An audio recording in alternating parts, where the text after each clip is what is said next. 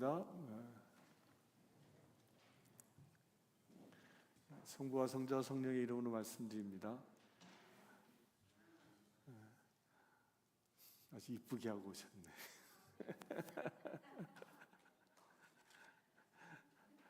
신랑 대신 주님 앞에 이뻐 보이기 위해서 머리도 자르시고.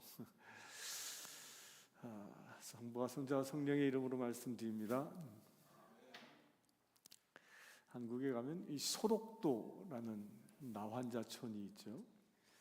그 나환자촌에 살고 있는 한 부부의 이야기를 이 시간 먼저 전해드리고자 합니다. 이 부부는 이 소록도에서 둘 다 나환자인데 이 농사를, 특별히 마늘 농사를 지으면서 살아갑니다.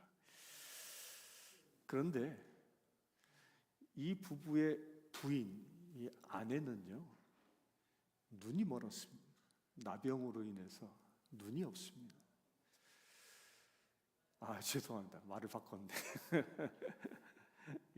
이 부인은 나병으로 인해서 다리가 썩어 들어가서요, 이 다리가 없습니다. 걸을 수가 없는, 눈은 있으나 다리는 없고요. 근데 반면에 조용히 하시라고. 반면에 이 남편은 이 다리가 아주 멀쩡한데 이 눈에 나균이 들어가서 눈이 먼 장님입니다. 그래서 다리가 있는 이 남편은 늘 그 부인을 업고요, 이 부부가 서로 한 몸이 돼서 거의 이렇게 기다시피 하면서 뭐 하냐면 이 마늘밭을 매는 일을 한 겁니다. 그런데 놀라운 일은요, 이 소록도에 가면 그 일대에 그 마늘밭이 많이 있는데 그 많은 마늘밭 가운데 이 부부가 이 경작하는 마늘밭만이 풀이 한 폭이 없이요, 아주 잘 가꾸어지고 있다는 겁니다. 놀랍지 않습니까? 이 부부의 남편은 자신이 소경임에도 불구하고 한순간도 낙심하지 않았습니다. 또한 자신의 이 다리가 건강한 것, 이 자체 하나만 가지고도 하나님께 감사했던 겁니다. 또한 그는 나의 눈이 되어주는 아내가 있음에 늘 감사했던 겁니다. 아내도 역시 마찬가지입니다. 아내 자신도, 이 부인도 자신에게는 다리가 없음에도 불구하고 한 번도 불평하지 않거나 낙심하지 않았다는 겁니다. 그저 내가 두 눈을 가지고 세상을 볼 수 있다는 이 사실 하나에 감사했던 겁니다. 그리고 뭐예요? 나의 다리가 되어줄 수 있는 나의 남편이 있음에 감사했습니다. 이 부부의 이야기는요, 그냥 일종의 부부의 러브 스토리를 넘어서서 무엇이 진실된 인간의 모습인지를 우리에게 보여주는 것입니다. 그렇다면 여러분들은 어떻습니까? 우리는 어떻습니까?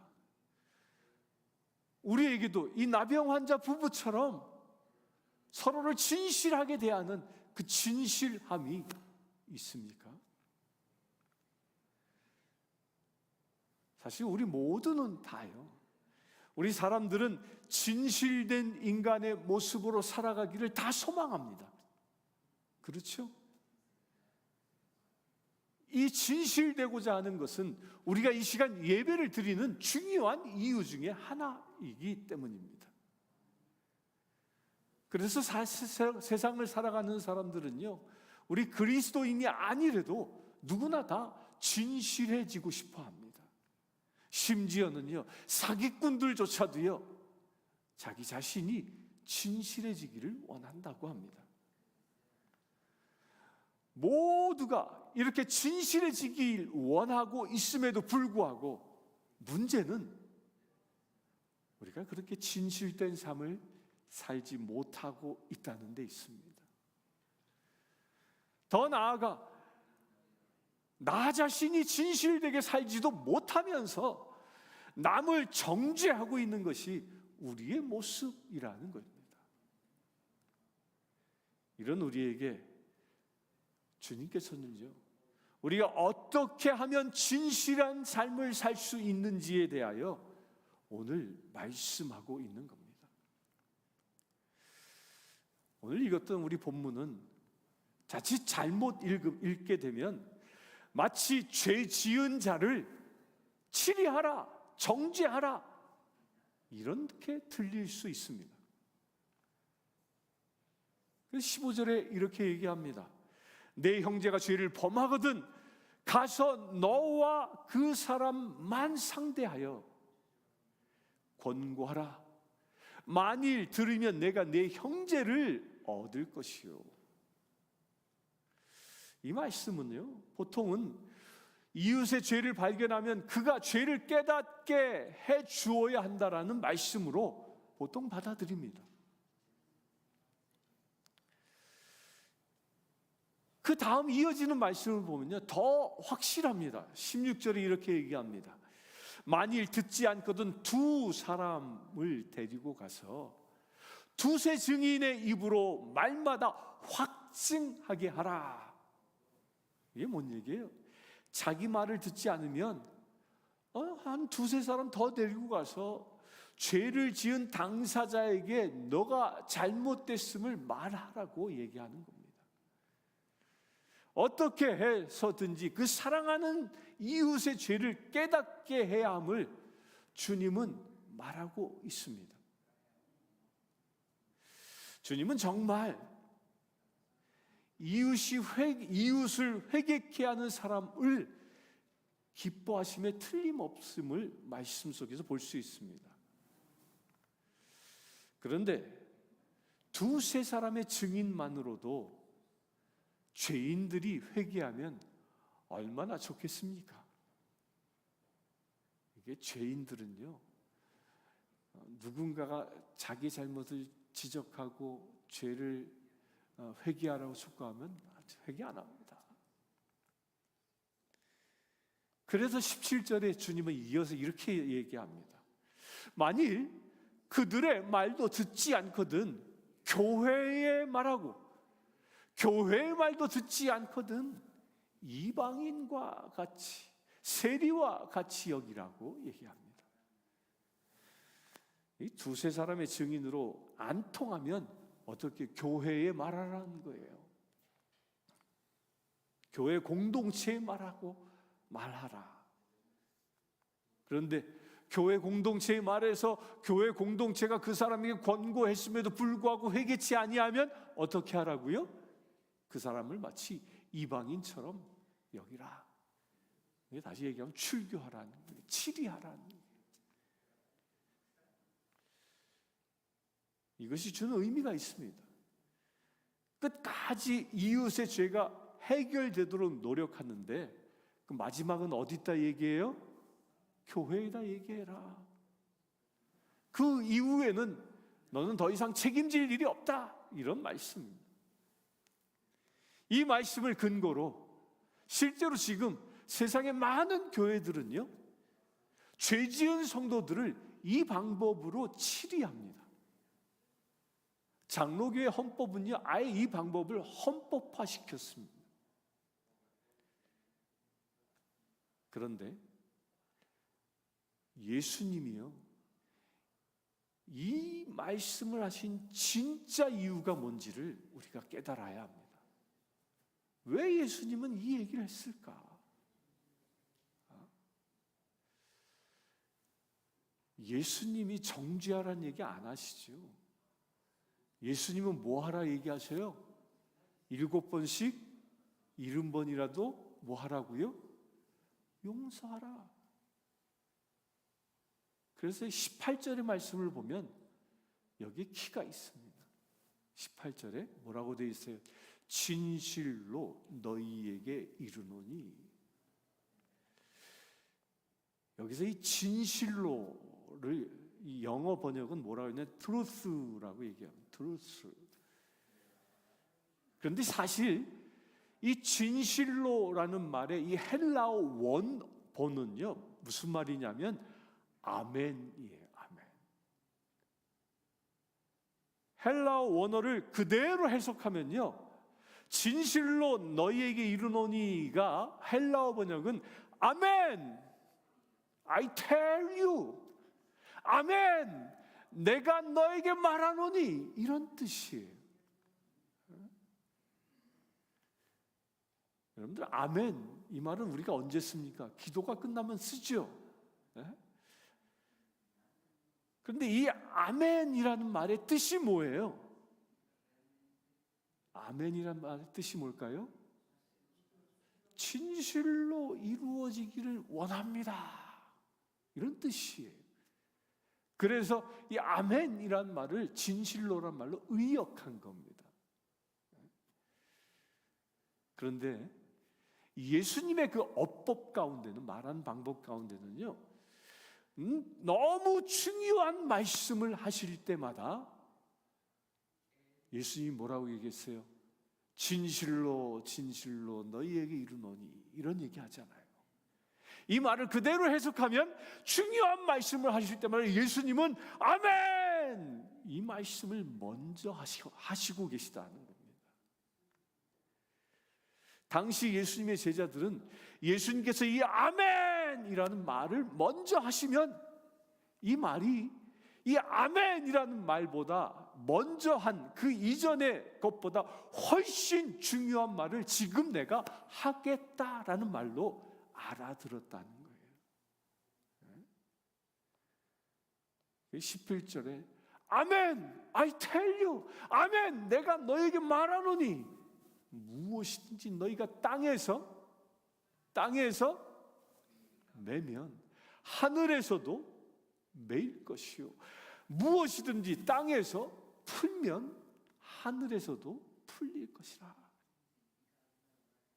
예수님이 아멘 해놓고, 좀 전엔 정죄 얘기를 했는데 아멘 해놓고 아주 이상한 엉뚱한 말씀을 지금 하고 계시는 겁니다.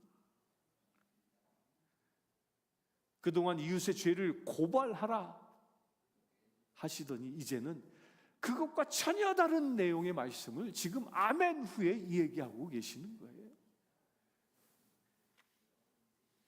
그래서 분명한 것은요, 아멘 그 후에 하신 말씀이 아멘 전에 하신 말씀보다 훨씬 중요하다는 겁니다.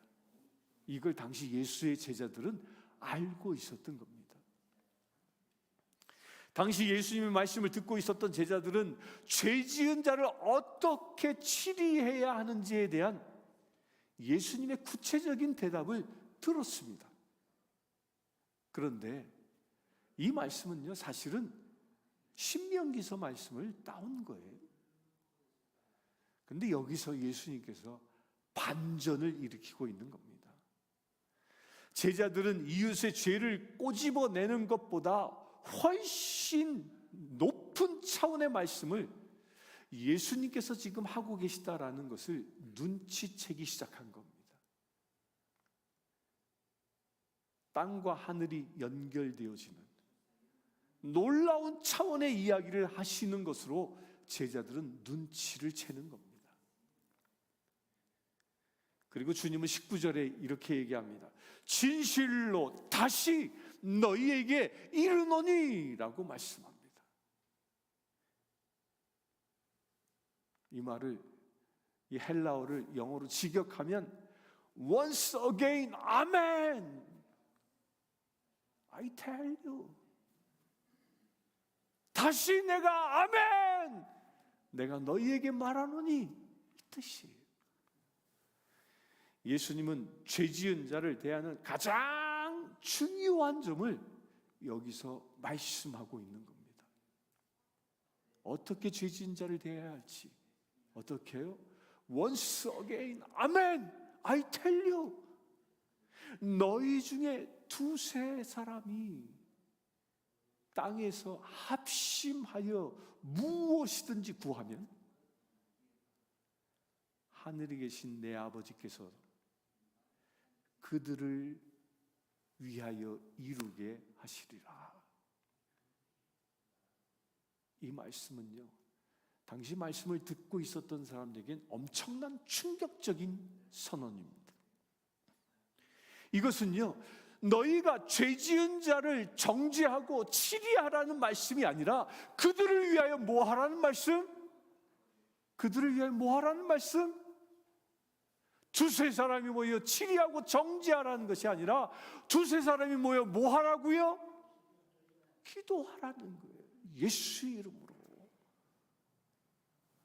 너희 중에 두 사람이 땅에서 합심하여 무엇이든지 구하면 누가 들어주신다고요? 하나님께서. 따라서 이 두세 사람이 누군가의 죄를 발견한 이 두세 사람의 그 특권은 이 사람은 죄인이야가 아니라 그의 죄를 판결하고 그의 죄를 정죄하는 재판장이 되는 것이 아니라는 거예요. 이 두세 사람에게 주어진 것은 사람을 정죄하는 게 아니라 그 사람이 죄에 묶여있는 것을 불쌍히 여겨 하나님의 마음을 움직이게 하라는 거예요. 하나님의 마음. 곧 이 두세 사람은 정죄하는 권세가 있는 게 아니라 하나님의 마음을 움직이게 하는 그 권세가 있는 것입니다. 아멘이십니까? 율법에 의하면요, 사람들은 이웃들의 죄를 밝히기 위해서 두세 증인들을 찾아 나섰습니다. 그러나 예수님께서 이 땅에 오셨음을 믿는 사람들은요, 땅에서 매면 하늘에도 매이고 땅에서 풀면 하늘에서 또 풀리는 그런 특권을 누리기 위해서 두세 사람을 찾는 것입니다.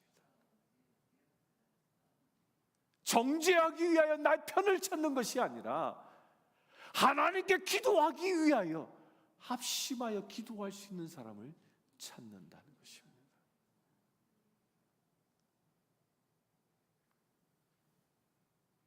이 모습이야말로 인간의 가장 진실된 모습인 것입니다. 가장 진실된 모습. 제가 서두에 말씀드린 그 나병 환자의 부부의 그 모습 안에 이런 인간의 진실된 모습이 있다고 말씀드렸지요. 우리 한번 생각해 보실까요? 이 나병 환자, 이 두 사람 중에 한 사람은 다리가 없고 한 사람은 눈이 없습니다. 다리가 있는 남편이 다리가 없는 부인을 만약에 무시했다면,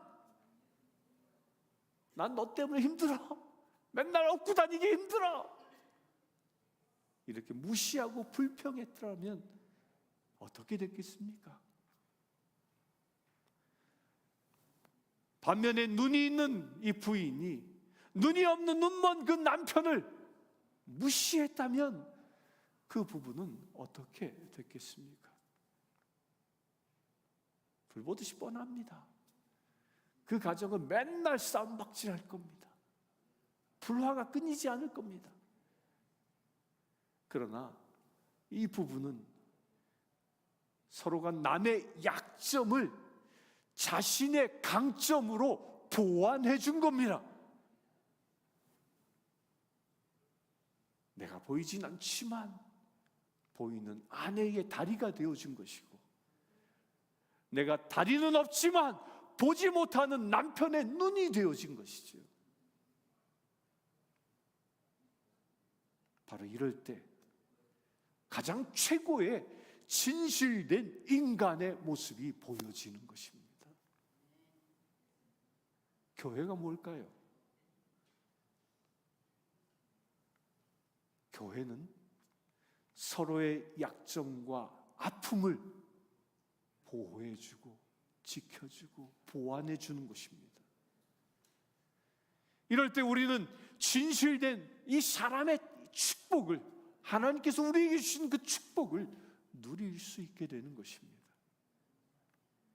이를 위하여 주님께서는 아주 하찮은 우리 죄인들 가운데 오신 것입니다. 그리고 이 하찮은 이 죄인들에게 말씀하십니다. 오늘 본문 20절입니다. 두세 사람이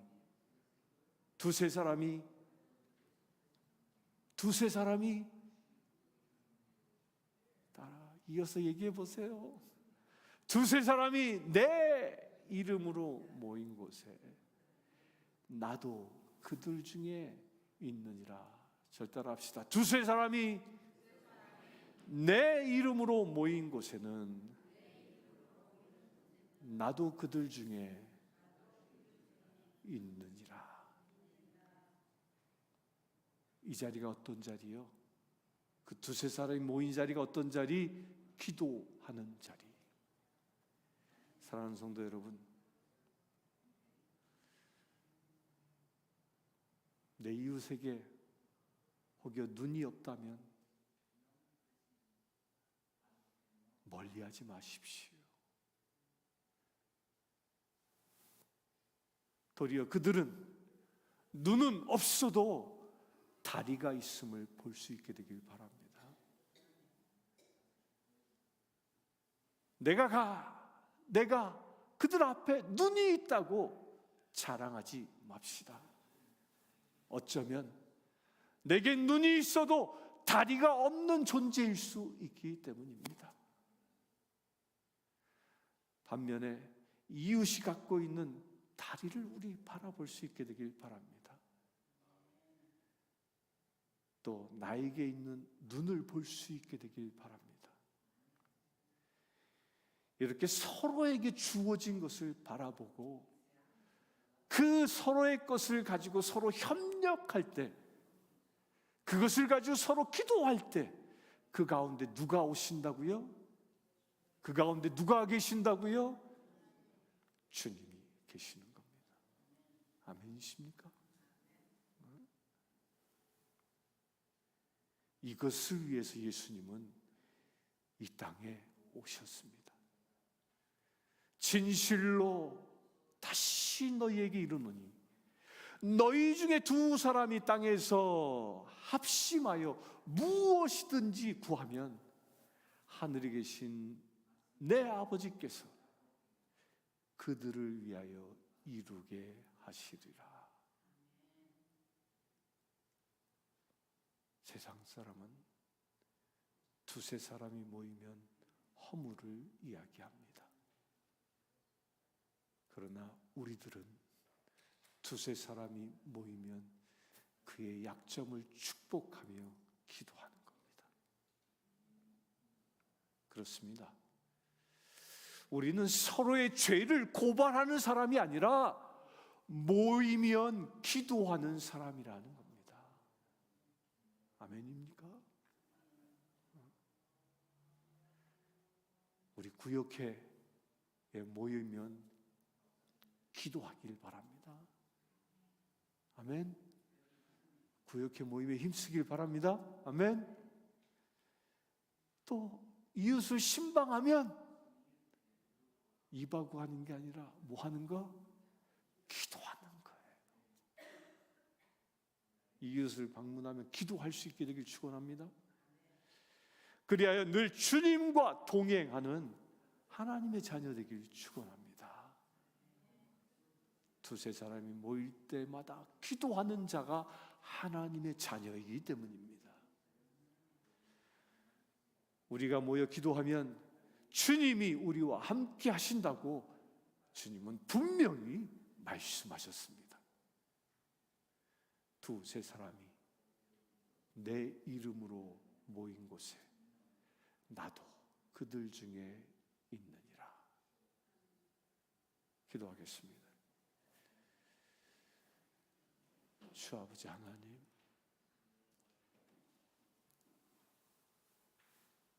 하나님의 마음이 있는 곳에 우리의 마음이 있기를 원합니다. 하나님이 서 계신 곳에 우리가 서 있기를 원합니다. 하나님의 생각이 우리의 생각이 되길 원합니다. 주님, 오늘 주께서 말씀하신 대로 두세 사람이 모일 때마다 우리가 예수 이름으로 기도하기를